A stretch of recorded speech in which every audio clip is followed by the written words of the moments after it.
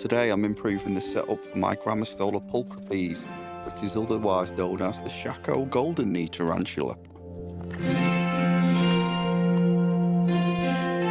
The name's derived from the grasslands that it calls home, the Gran Chaco grasslands of South America,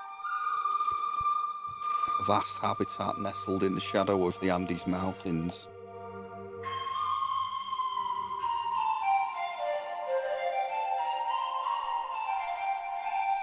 I'd say it's another impressive beginner species, really.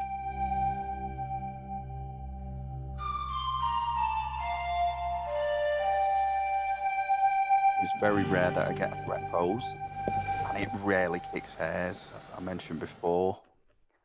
If you can see here, it doesn't really react to the brush. It took a bit of prompting really to move into its new home, but it's happy now anyway.